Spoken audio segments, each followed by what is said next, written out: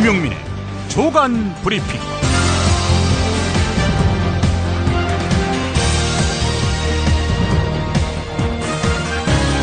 2016년 2월 19일 금요일입니다. 조선일보 3면에는 원료 제조 6개월, 기폭장치 제조 6에서 9개월, 그렇게 한국 1년 반이면 핵무장, 이런 제목의 기사가 실렸습니다. 이른바 전문가들이 본 한국의 핵 잠재력을 다룬 것인데요. 월성 원전에 쌓여있는 폐연료봉을 재처리해서 플루토늄을 뽑아내면 핵폭탄 18,500기를 만들 수 있는 분량이 나온다고 하더니, 핵물질을 감쌀 소재 개발 기술은 국내 산업 현장에서 이미 사용하고 있으니 조달 걱정은 안 해도 되고, 폭발 실험을 위한 토목 기술 역시 세계 최고 수준이라고 말했습니다. 기술이 문제는 아니겠죠. 당연히 시간이 얼마나 걸리느냐, 이것도 역시 문제가 아닐 테고요. 핵 하나 만들려고 이 나라를 북한으로 만들려고 합니까? 국제 정세도 경제적 국익도 평화에 대한 기본적 관념도 없는 조선일보, 이러니 반민족 신문이라는 오명을 얻는 거 아니겠습니까? 속도감 있게 오늘 조간 요약해 보겠습니다. 남북 관계에 관한 두 명의 현인이 있습니다. 바로 정세현 통일부 장관과 김현철 인제대 통일학부 교수입니다. 우선 김현철 교수, 경향신문에다가 북한 붕괴론을 맹렬히 질타했습니다. 박근혜 대통령은 국회에서 개성공단 폐쇄가 시작에 불과하다고 했다. 그러나 우리는 끝을 알고 있다. 제재를 했는데 북한 경제는 망하지 않고 오히려 좋아진다. 따라서 북한은 붕괴하지 않는다. 다만 퇴행하는 것은 남북 관계뿐이다. 왜 그런지 잠시 후에 소개하겠습니다. 정세현 전 통일부 장관은 국민일보와의 인터뷰에서 개성공단 가동 중단보다 미국의 사드 도입이 더 심각하다. 중국의 경제적 보복으로 IMF 관리체제 때보다 더 큰 재앙이 올 수 있다라면서 차분한 대응을 주문했다고 합니다. IMF 체제가 들어서서 국민의 고통이 심화되자 이 모습을 보다 못해 정치를 시작했다는 사람이 바로 박근혜 대통령 아닙니까? 국민을 더 고통스럽게 하려고 정치를 시작했는지 반문하지 않을 수가 없습니다. 이 인터뷰 내용도 잠시 후에 상세히 소개하겠습니다. 미국과 중국의 갈등이 동아시아 전역으로 번지고 있습니다. 한반도에서는 사드 문제로, 남중국 해에서는 중국의 미사일 배치건으로 두 나라는 1989년 천안문 민주화 운동 이후 최악의 충돌 양상으로 치닫고 있습니다. 이로써 한반도의 긴장이 미중 대결의 부속품이 되면서 한반도가 고래 싸움에 새우등이 터지는 그런 신세가 될 가능성이 높아지고 있습니다. 새누리당이 사드 배치에 따른 전자파 우려 등을 괴담으로 규정했습니다. 그리고 수사해야 한다, 이렇게 목소리를 높였는데요. 그렇다면 언론 인터뷰 등을 통해서 사드는 전자파 때문에 대도시 인구 밀집 지역에 배치하는 것은 곤란하다, 이런 말을 한 새누리당 의원들을 불러 조사하면 되겠네. 한겨레가 이렇게 꼬집었습니다. 새누리당 최경환 의원이 월간중앙 3월호와의 단독 인터뷰에서 정권을 만들었으면 정권의 성공을 위해 몸을 던져 일할 사람들이 앞장서고 책임도 지는 것이 정당의 기본 원리다, 이렇게 강조했습니다. 당권에 도전하겠다는 뜻이지요. 자, 이렇게 된다면은 대권을 준비하는 김무성 대표에게 장애물이 생긴 셈 아니겠습니까? 국내 카드 회사의 인터넷 홈페이지가 중국 해커의 소행으로 보이는 공격을 당해서 수백 장의 50만 원권 기프트카드, 즉 무기명 선불카드 정보가 유출된 것으로 확인됐다는 동아일보 기사가 있습니다. 경찰과 금융당국은 이로 인해 발생한 피해액이 3억 원이 넘을 것으로 추정하고 있는데요. 은행 창구에서 살 수 있는 기프트카드는 누구나 카드 회사 홈페이지에서 잔액을 확인할 수 있고, 카드 번호와 유효기간, CVC 번호만 있으면은 실물이 없더라도 온라인상에서 물건을 살 수 있다는 점을 악용한 범죄였습니다. 금융사의 부실한 보안 관리에서 비롯된 문제로 보입니다. 기업이 인허가를 신청하고 정해진 시간이 지났는데도 결과 통보를 하지 않으면 인허가가 자동 승인되는 자동 인허가제가 확대 시행된다는 동아일보 기사가 있습니다. 이것도 역시 규제 철폐 조치의 일환인데요. 공무원과의 협의 지연으로 기업들의 투자가 늦춰지는 일을 방지할 수 있을 것으로 전망된다는 건데, 선의에 의한 인허가 보류, 이것도 있지 않겠습니까? 이제 선의에 의한 인허가 보류란 것은 없습니다. 물에 빠뜨리고 건져내지 않겠다는 뜻으로 보입니다. 주택담보대출 여신심사 강화와 공급 과잉 우려 등의 여파로 전국 아파트 매매값이 1년 8개월 만에 하락세로 돌아섰습니다. 서울을 비롯한 수도권 아파트값도 일제히 떨어졌는데요. 한국감정원 조사 결과 가격이 떨어진 것은 2014년 6월 23일 이후 86주 만에 처음입니다. 이르면 3월 국내에선 처음으로 잊혀질 권리에 관한 가이드라인이 발표될 예정입니다. 언론사 기사는 대상에서 제외되고 일단 공인은 원칙적으로 잊혀질 권리를 요청할 수 있으며 개인이 작성했던 글 등 개인정보에 관한 내용이 주요 항목이 될 것으로 전망됩니다. 잊혀질 권리란 이용자가 인터넷에 검색되는 자신의 사진이나 개인정보를 삭제해달라고 요구할 수 있는 권리입니다. 잘못하다가는 현대판 분서갱유가 될 수 있다는 우려도 있는데요. 서울신문 보도 내용이었습니다. 아시아경제에 따르면 이명박 씨가 개인 부채까지 기부해서 재단법인 청계가 휘청거리고 있다. 이런 보도는 이미 접하셨지요. 청계재단이 보유자산 일부를 팔아서 채무를 갚은 것으로 확인됐다고 합니다. 총 자산이 400억이 넘는 청계재단. 이 부채 때문에 그동안 연간 3억 원 남짓한 장학금만 집행하고 있었습니다. MB의 통큰 기부로 미화됐던 청계재단. 그런데 실상은 이러했습니다. 한편 청계재단의 복지사업도 2014년 노숙인의 외투 지원비 1,100만 원을 지출한 것이 유일한 실적이라고 합니다. MBC 경영진의 부당 해고와 방송 프로그램 개입 등의 정황을 드러낸 이른바 백종문 녹취록에 대해서 MBC의 관리감독기구인 방송문화진흥회에서 다수를 이루고 있는 여권 추천 이사들이 박문진의 관리감독 사항이 아니다라고 주장해서 진상규명 그리고 향후 대응이 이루어지기 힘들 전망입니다. MBC 간부가 여당 성향의 제작진을 부당 해고하고 진보 성향인 외부 인사의 부당한 청탁을 받았어도 똑같은 반응을 보였을까요? 여권 추천 이사들. 광고 듣기 전에 반론 의견이 들어와서 소개하겠습니다. 어제 선출 석 달 만에 해임 투표에 내몰렸다가 주민들의 반대표 덕분에 해임 위기를 넘긴 경기도 수원시의 한 아파트 단지 입주자 대표회의 남기엽 회장 관련 한겨레 기사를 소개하면서 남기엽 회장이 국토교통부 조사에서 상당수의 전임 동대표들이 입주민 관리비 2천여만 원을 흥청망청 쓴 사실이 드러나자 이를 뭉개고 싶었던 게 나를 해임하려는 진짜 이유로 본다라고 밝힌 부분과 관련해서 전임 입주자 대표회의 감사라고 자신을 소개한 분이 누구보다도 투명하게 관리비 15남푼 흥청망청하게 쓰게 감사를 보지는 않았다 라면서 남기엽 회장 주장이 사실과 다르다 이렇게 반론권 요청을 해와서 소개해드립니다. 김용민의 조간브리핑 광고 듣고 본격적으로 시작하겠습니다. 정말 맛있다.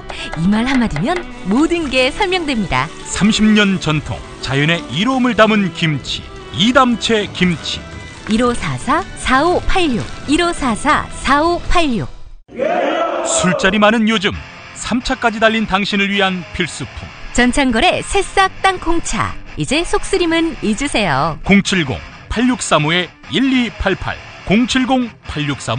070-8635-1288 수면 무호흡, 심한 코골이 이제 걱정 마세요. 여행, 군생활, 찜질방에서도 확인된 코골이 방지기구 코골이 119 1566-0783 1566-0783 재미있는 쇼핑몰.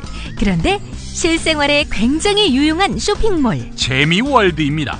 어떤 제품이 있는지 궁금하시죠? 검색창에서 재미월드를 입력하세요. 재미월드. 월드. 참치의 맛은 좋은 참치가 좌우합니다. 구이동 대양 참치가 그렇습니다. 무한 리필에 더한 무한 감동. 직접 경험해보세요. 구이동 대양 참치 02-455-8087. 서울, 인천, 경기의 신축 빌라 빌라타임즈에서 알차게 전해드립니다. 튼실한 사진, 지도 정보에다 현장 답사 서비스, 허위 매물에는 100만원 보상까지. 빌라타임즈를 검색하세요. 김현철 인제대 통일학부 교수의 경향신문 기고문을 소개하겠습니다. 북한 붕괴론은 아주 오래전에 붕괴한 편견이다. 북한 붕괴론을 박근혜 대통령이 거론했다. 그러나 우리는 그 붕괴론의 끝을 알고 있다. 한국은행의 북한 국민소득 통계에 따르면 2011년 이후 북한 경제는 한 번도 마이너스 성장을 기록한 적이 없다. 제재를 했는데 왜 북한 경제는 망하지 않고 오히려 좋아졌을까? 중국이라는 뒷문이 열려있는 상황에서 남북 경제협력을 끊으면 그만큼 북중 경제협력이 늘어난다. 북한의 대중국 의존도만 높였다. 김정은 체제의 경제정책 변화도 주목할 만하다. 시장의 규모가 커졌고 제도화되고 있다.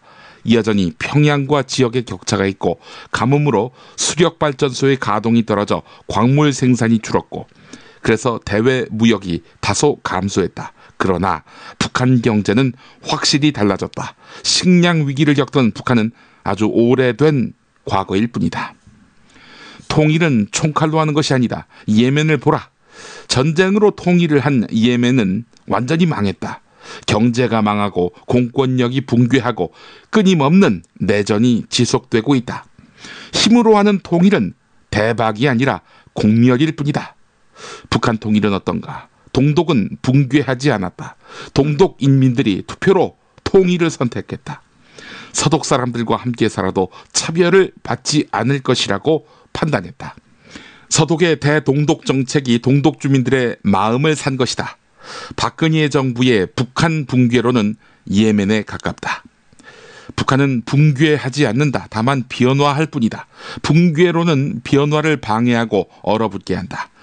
그러나 동결되고 퇴행하는 것은 남북관계뿐이다. 물이 바위를 피해서 돌아 흐르듯이 북한을 둘러싼 정세도 변하고 또 변한다. 붕괴로는 결국 동북아시아의 외교 지형에서 한국의 위상과 역할만 붕괴시킬 것이다. 확실히 말할 수 있다. 북한보다 북한 붕괴론자가 먼저 사라질 것이다. 이런 내용입니다. 이번엔 정세현 전 통일부 장관의 국민일보 인터뷰입니다. 주요 발언만 모아보았습니다. 개성공단을 통해서 연간 평균 5,600만 달러가 들어간 셈인데 그 돈을 가지고 핵실험하고 미사일까지 만드는 것은 원가 계산 자체가 되지 않는다. 북한은 무슨 돈으로 핵개발과 미사일 개발을 했을까? 미국과 사이가 좋지 않은 중동 국가에 군복도 팔고 미사일도 팔고 해서 연간 10억 달러씩 벌었다는 것이다. 이 돈 상당액이 핵과 미사일 개발에 들어갔을 것이다. 북한에는 군수 물자를 수출해서 버는 제2경제위원회가 따로 있다. 왜 사드가 문제인가? 이런 질문을 던지니까 정세현 장관. 가장 큰 문제는 중국이다. 경제적 보복은 불가피해 보인다. 최악의 경우 중국과 수교 관계를 끊으면 단교하면 심각하다. 그것만은 막아야 한다.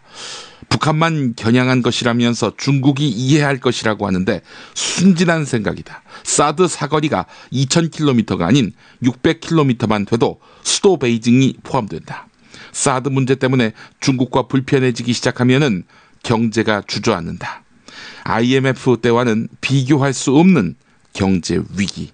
네, 정세현 전 장관은 이 위기를 예견했습니다.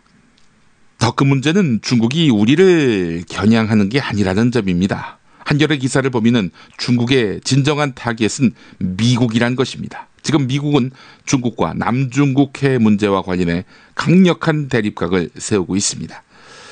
중국 국방부는 이 해역 섬에서 방위시설을 유지하고 있는데 이에 대해서 지금 미국이 반발하고 있는 것이죠. 중국은 자신들 물동량의 80%가 지나는 남중국해의 바닷길을 보호해야 하는 사활적 안보 이해, 미국은 중국이 남중국해의 제해권을 장악할 경우 태평양 전역의 제해권까지 잠식된다는 입장에서 서로 맞서고 있는 형국이죠. 정의길 한겨레 선임 기자는 중국의 남중국해 군비 증강은 오래전부터 동북아시아의 일본, 한국의 군사력을 동아시아 전체 방위에 개입시키려는 미국의 포석을 더욱 재촉할 것이 분명하다. 중국이 남중국해의 군비를 증강하고 있는데 이러다 보니 오래전 동북아시아의 일본, 한국의 군사력을 동아시아 전체 방위에 개입시키려는 미국의 움직임을 더욱 재촉할 것이 분명하다. 사드 배치로 한미일 세 나라의 군사력을 유기체화하려는 속도가 빨라질 것이다. 이렇게 되면은 한반도의 긴장이 미중 대결의 부속품이 되면서 한반도가 고래 싸움에 새우등이 터지는 신세가 될 가능성이 높아진다. 이런 풀이를 했습니다. 북한의 4차 핵실험 로켓 발사에 대응한 유엔 안전보장이사회의 제재 결의 협상이 막바지 국면이지요. 이런 상황에서 중국 정부가 제재 결의 이후는 물론이고 연말 미국 대선 결과까지 염두에 둔 전략적 포석을 두었습니다. 왕이 중국 외교부장의 이름을 딴 왕이 이니셔티브가 그것입니다. 중국은 육자회담 의장국으로서 한반도 비핵화 실현과 정전협정을 평화협정으로 바꾸는 것을 동시에 추진하는 협상을 벌이자고 제안한다, 이렇게 밝혔죠. 정전협정을 평화협정으로 바꾼다. 이건 한마디로 말해서 남과 북의 지금 휴전선을 국경으로 바꾸는 것입니다. 그러니까 더 이상 싸우지 않는다, 그런 의미지요. 육자회담 과정에 밝은 전직 고위 관계자는 왕이 외교부장의 제안은 9.19 공동성명을 이행하자는 이야기라면서 9.19 공동성명은 북한의 모든 핵무기, 핵 프로그램 포기와 북미 관계 정상화, 한반도 평화체제 수립 등을 아우른다는 점에서 모두의 이익에 부합한다. 이렇게 긍정 평가했습니다. 어찌 보면은 이 난국을 풀어낼 수 있는 유일한 길이라는 이야기입니다. 하지만 조선일보는 중국이 정말 북핵 문제를 해결할 의지가 있다면 이런 비현실적인 제안 대신에 국제사회가 추진 중인 강력한 대북 제재에 적극 참여하는 모습부터 보여야 한다. 지금은 북한을 대화의 장으로 끌어내기 위해서라도 실질적인 제재와 압박이 우선 추진돼야 옳다. 말로만 해봐야 번번이 약속은 깨지고 뒤통수를 맞았던 것이 북핵의 역사다. 느닷없는 중국의 대북 협상론은 오히려 북에 의해 악용돼 시간만 질질 끌 공산이 크다. 이렇게 일침을 놓았습니다. 중국의 왕이 이니셔티브, 비현실적인 제안이다. 이렇게 단정하는군요. 미중이 대립하는 국면이 고착화되는 상황에서 중국 보고 미국 뜻을 따르라, 이렇게 조언하는 조선일보. 참 생각이 얕다는 느낌, 저만 갖고 있는 것일까요? 한편 새누리당이 사드 배치에 따른 전자파 우려 등을 괴담으로 규정하고 용공 차원의 수사 필요성을 제기하고 나섰습니다. 김정훈 새누리당 정책위 의장이 그런 말을 했는데, 천안함 때와 같은 사드 괴담과 악성 루머가 다시 판칠 기미라면서 군 당국과 경찰의 엄정한 수사와 처벌을 촉구했습니다. 이에 대해서 한겨레는 사드 괴담 유포자를 색출하려면 멀리 갈 것도 없이 언론 인터뷰 등을 통해서 사드는 전자파 때문에 대도시 인구 밀집 지역에 배치하는 것은 곤란하다라는 말을 한 새누리당 의원들을 불러서 조사하면 된다, 이렇게 논평했습니다. 당장 주호영 의원도 생각나고요. 예. 자, 그러면서 한겨레는 사드의 송수신 소자 25,000개에서 뿜어내는 극초단파는 주변의 항공기와 차량 등의 전자장치를 무력화할 정도로 강력하다. 이 때문에 미국 육군 교범은 사드의 위험 반경을 5.5km로 정해서 출입을 엄격히 통제하도록 규정하고 있다. 그런데도 정권 인사들은 사드의 전자파가 크게 걱정할 사안이 아니다라고 말한다. 국민의 안전을 최우선으로 삼아야 할 정부 여당이 미국 육군 교범 내용까지 부인하며 사드가 아무런 위험이 없다고 말하고 있으니 이것이야말로 엄히 단속해야 할 악성 유언비어이고 괴담 아니냐 이렇게 반문하고 있습니다. 사드 전자파 우려가 사실인지 아닌지를 규명하는 일, 그리 어렵지 않습니다. 김정훈 의원 지역구인 부산 남구갑에 사드를 설치하면 어떻겠냐 이런 이야기만 살짝 흘려도 됩니다. 그때도 김정훈 의원이 사드 괴담 이거 철퇴를 가해야 한다라고 하면 이건 사드 전자파 우려가 없는 것이죠. 그리고 부산 남구갑에 사드를 설치하면 되고요. 그렇지 않다면은 김정훈 의원의 이런 주장, 공갈이라는 증빙 아니겠습니까? 좋은 칼럼 하나 더 소개하겠습니다. 김남중 국민일보 문화체육부 차장의 글입니다. 개성공단은 그렇게 간단히 날려버릴 만한 게 아니었다.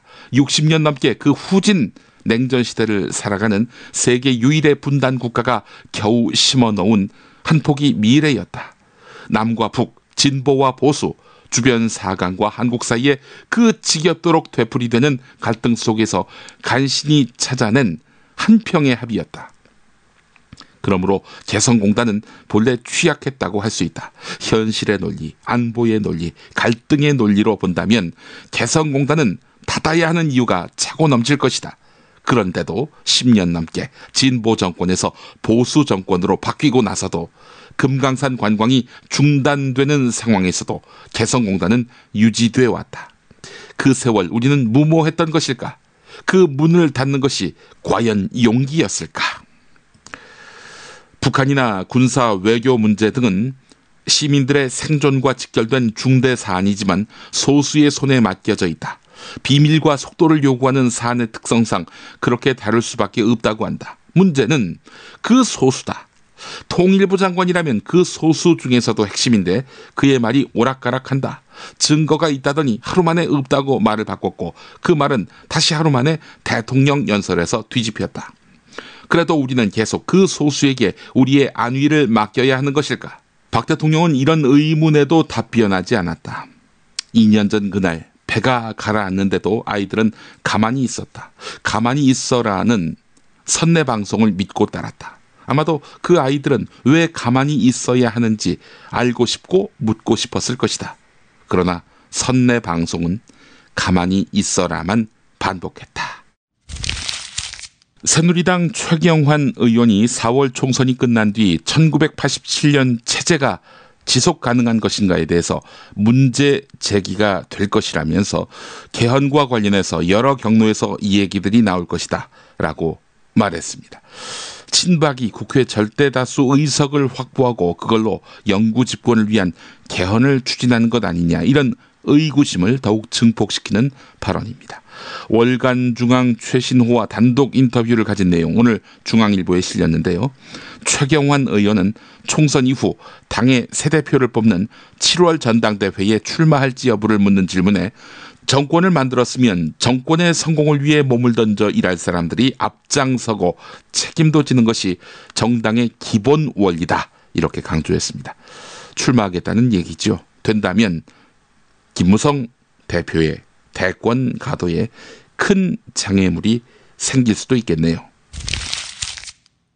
조선일보 이 기사도 눈길을 끕니다. 더불어민주당 김종인 대표가 문재인 전 대표에게 전화를 걸어서 문재인 전 대표가 영입했던 인사들, 그 사람들에게 공천을 약속한 것이 있느냐라고 물었다고 합니다. 문재인 대표는 어떤 것도 약속하지 않았고 조건 없이 당을 돕기로 한 분들이다 이렇게 답했다고 하는데, 자, 야당 관계자 말은 이렇다는 겁니다. 문재인 전 대표가 데려온 인사들은 전략공천이나 비례대표를 기대하는데 김종인 대표는 이 중 몇 명을 빼고는 모두 경선을 해야 한다는 입장이라면서 답답한 마음에 전화를 한 것 같다 이렇게 말했다고 합니다.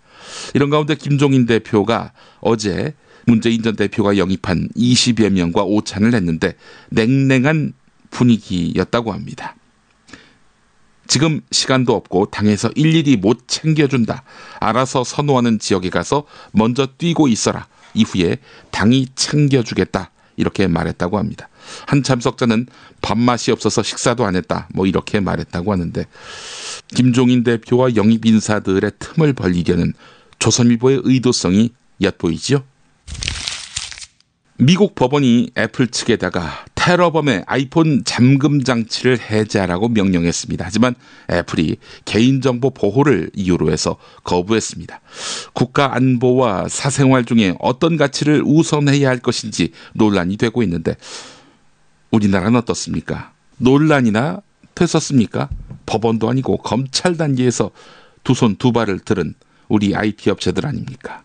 2014년 10월 국내 최대 모바일 메신저 서비스 카카오톡을 운영하는 카카오가 일부 가입자의 메신저 대화 내용 자료를 검찰에 제공한 것으로 알려지면서 큰 파문이 일었지요. 이탈자가 상당했고요. 그들이 텔레그램으로 대거 이동했지요. 이서구 카카오 대표는 영장 집행에 불응해서 처벌받는 한이 있더라도 감수하겠다라면서 다시는 검찰에다가 자료를 넘겨주지 않겠다라고 약속했는데요. 하지만 카카오는 1년 만인 지난해 10월 영장 협조를 재개했습니다. 바다 건너 애플의 기계가 상당히 놀랍네요. 뒤집어 이야기하자면 한국에서 IT 기업하기 참 어렵다는 말이기도 합니다. MBC 경영진의 부당 해고와 방송 프로그램 개입 등의 정황을 드러낸 이른바 백종문 녹취에 대해서 MBC의 관리감독기구인 방송문화진흥회에서 다수를 점하고 있는 여권 추천 이사들이 박문진의 관리감독 사항이 아니다라고 주장해서 진상규명, 향후 대응 안 하겠다. 이런 입장을 밝혔습니다. 이들이 다수다 보니까 박문진 차원에서의 대응, 어렵겠네요. 유기철, 이완기, 최강옥 등 야권 추천 이사들은 대화 내용의 99%가 공적인 회사 이야기고 당연히 박문진의 관리감독 사항이라면서 백종문 본부장을 출석시켜야 한다 이렇게 주장했는데 그 유명한 고영주 이사장을 비롯한 6명의 여권 추천 이사들은 백종문 본부장이 개인적으로 사적 자리에서 호기를 부린 것이다.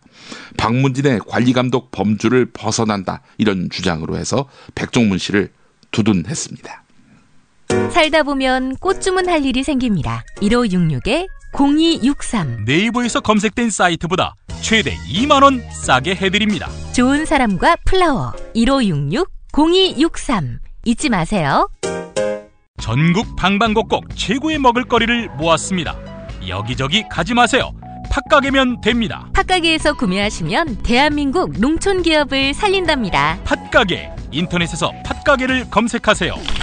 팥가게. 한우 사고를 집어넣고 24시간 팔팔 끓인 곰탕, 연지연 곰탕. 어린이부터 노인까지 누구나 좋아하는 건강식 연지연 곰탕. 택배로 신청하시려면 010-7252-1114.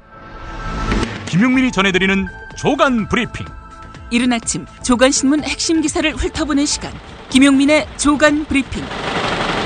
월요일부터 토요일까지 매일 오전 7시대에 업데이트됩니다. 뉴스뿐 아니라 그 안에 숨은 맥락도 짚어드립니다. 이제는 칼럼 섹션으로 넘어왔습니다. 한겨레 박용현 논설위원의 칼럼 아직 친일파의 나라부터 읽어보겠습니다. 해방 직후 프랑스 특별재판소에서 유죄가 선고된 나치 협력자만 9만 8천여 명이다. 9천 명 정도는 재판 없이 약식 처형됐다. 우리는 이제 겨우 4,389명의 친일 행적을 기록한 사전 하나를 펴냈을 뿐이다. 프랑스처럼 혹독하게 단죄하자는 것도 아니고 그저 기록을 널리 남겨서 후세의 교훈으로 삼자는 것뿐이다. 그런데 이를 단속하는 등 정부가 회방 놓고 있다. 나라꼴이 이러하니 위안부 문제에 대한 불가역적 해결 같은 굴욕적인 합의가 나오는 것이다. 그에 따른 한일 정상의 통화 내용을 일본은 공개하고 우리는 공개하지 못하는 웃기는 상황이 벌어지는 것이다. 국가 안보가 걱정인 상황이다. 나라를 잃었던 치욕과 적국에 협력했던 자들의 죄상도 똑똑히 기억하지 않으면서 나라를 지키겠다고 한다면 국민에게 얼마나 믿음을 주겠는가. 친일 군인의 딸, 친일파의 아들이 대통령, 여당 대표를 하는 세상에서 뭘 그렇게 큰 기대를 하십니까? 이럴 때일수록 시시비비를 제대로 가려줘야 할 언론의 역할이 기묘하지요. 한국일보 강철원 사회부 기자의 저널리즘 다시 기본이다. 이런 제목의 칼럼을 소개하겠습니다.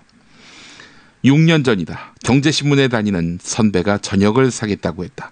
연말 성과급으로 1,000만 원 이상을 받을 예정이라며 한턱 쏘는 자리였다. 선배의 재능은 비상했다. 대기업과 정부 부처가 좋아할 만한 아이템을 찾아내서 기획기사를 쓰고 회사에 협찬금을 받게 해준 것이 성과급을 많이 받게 된 이유였다.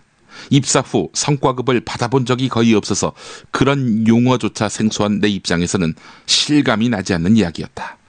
드러내놓고 자랑할 일이 아닌데도 현실론을 거론하면서 후배를 걱정하던 모습이 아직도 생생하다.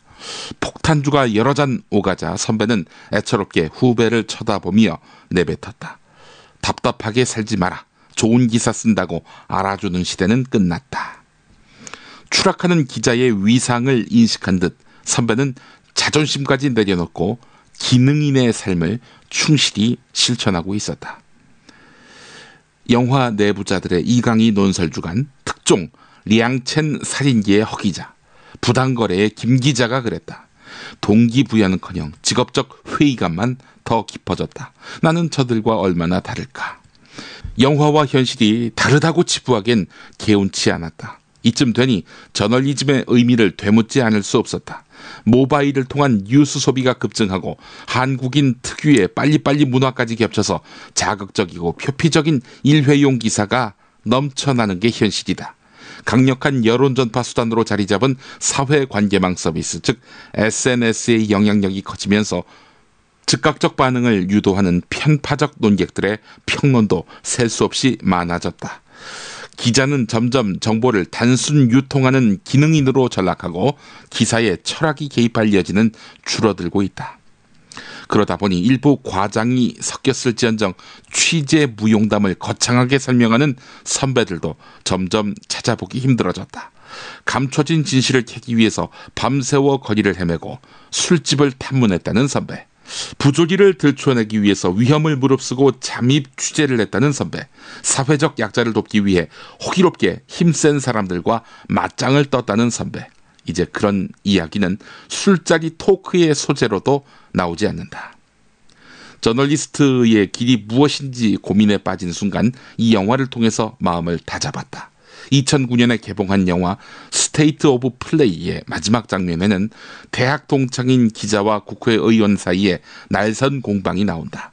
유력 일간지 베테랑 사건 기자인 칼 맥커프리는 총망받는 스타 국회의원이자 절친인 스티븐 콜린스가 살인사건에 연루된 사실을 간파하고 진실을 알리려고 한다. 물론 그가 속한 신문의 다음날 일면 톱기사를 통해서 말이다. 위기에 몰린 의원은 네 자존심 때문이라면 정말 웃긴 일이라면서 기사가 나가는 것을 막으려 했지만 기자는 단호했다. 왜? 이제 아무도 신문을 안 읽으니까? 며칠 시끄럽고 나면 다 잊혀지니까? 엉터리 기사가 요새 아무리 많아도 독자들은 아직 분별력이 있어. 다들 누군가 진실을 알려주기 바란다고. 영화의 여운이 남아서 14년 전 수습기자 시절 선배들의 말을 듣고 취재 수첩에 남긴 메모를 뒤져봤다. 눈에 들어온 문구는 1년만 지나면 잊혀질 기사보다는 1년 뒤에도 기억될 기사를 써라. 미디어 환경이 급변해도 변치 않아야 할 가치로 삼고 싶다.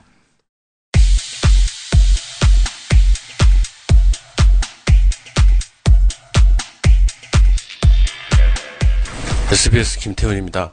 민간에서는 국민 건강과 관련된 건 가장 엄격한 기준과 가장 보수적인 기준을 적용해서 그거를 실천을 하거든요.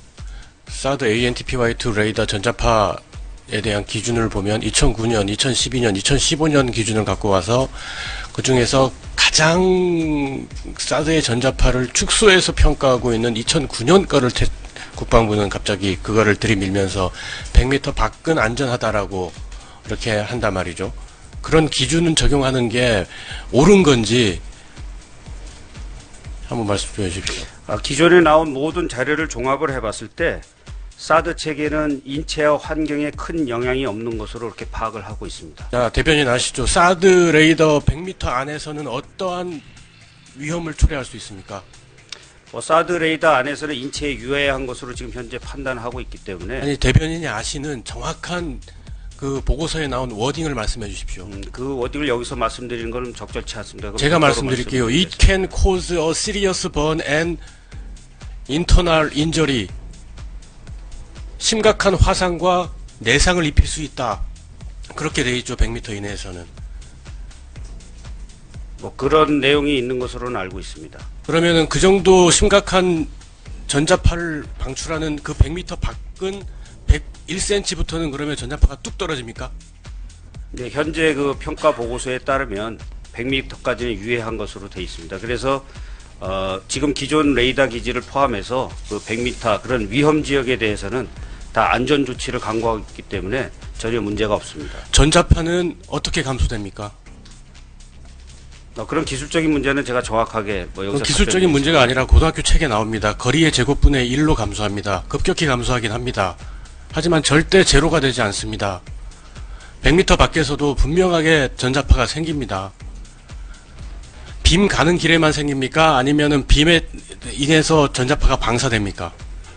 빔이 조사되는 지역의 위험 구역으로 알고 있습니다. 그것만, 그러니까 빔이 조사되는 바로 그 지점만, 그 각에서만 방사가 됩니까? 아니면은 그 옆으로 분출이 됩니까? 전자파가? 빔이 조사되는 지역으로만 제가 알고 있습니다. 그러면 옆으로는 절대 안 튀어나간다는 거죠? 네, 그렇습니다. 안전합니다. 저기 전자파에 대해서 좀 보셨습니까? 전자파에 대해서 제가 기술적으로 전문가가 아니기 때문에 구체적인 더 궁금사항이 있으시면 나중에 또 설명을 드리겠습니다. 아니, 이번에 이 논란이 되면서 기자들이 보는 것만큼 대변인도 보셔야 하는 거 아닙니까? 제가 기본적인 사안은 이해하고 있습니다. 그러면 대변인 같으면은 그 100m, 한 101m에서 사실 수 있겠어요? 그럼 다 안전 조치를 하기 때문에 전혀 문제가 없습니다. 아니, 100m 자기 한 발 더 들어가게 되면 사람이 타 죽을 수도 있는데. 그런 이론적인 문제는 100m 안에 한 발 더 들어가고 덜 나오고 그런 문제에 대해서는 기술적인 문제이기 때문에 그건 여기서 2015년하고 2012년 자료에는 100m 안에 사람이 불타 죽을 수 있다는 언급이 있어요. 그건 너무 과장된 표현입니다. 죽을 수 있다는 것까지 하지만 사람의 불에 탈 수 있다고 나와 있지 않습니까? 화상을 입는다는 정도지 그것이 그렇게 표현을 하시는 건 적절치 않습니다. 아니, 전자파로 화상 입을 정도면 이게 전자파가 아니라 방사능 수준이에요. 국방부 대변인을 상대로 질문하는 기자의 존재감을 과시한 기자. 그는 누구일까? SBS 김태훈 기자가 방송기자클럽이 주는 올해 방송기자상 대상을 받았습니다. 김 기자는 미국 정부가 한국형 전투기 KF-X 개발에 필요한 핵심 기술의 이전을 거부한 사실을 단독 보도하는 등 KF-X 사업의 문제점을 잇따라 지적했습니다. 그러나 질문하는 또 다른 기자, 미디어 오늘 금준경, 강성원, 그리고 한겨레 최원형 기자는 같은 기자인 공영방송 MBC의 보도국장 최기화 씨에게 모진 욕설을 들어야 했는데 질문하는 기자의 순환 시대.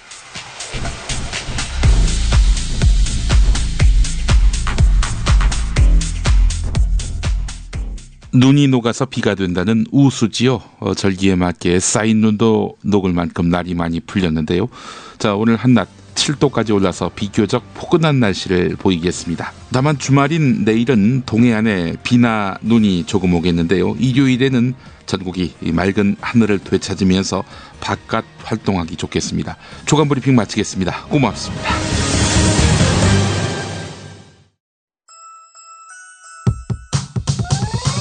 이번 방송 괜찮았나요? 작별의 여운 이렇게 표시해주세요. 다운로드하기, 댓글 달기, 구독하기, 별점 주기. 더 좋은 방송 만들어달라는 약속 이렇게 응원해주세요. 다운로드하기, 댓글 달기, 구독하기, 별점 주기. 기억하셨죠? 다운로드하기, 댓글 달기, 구독하기, 별점 주기.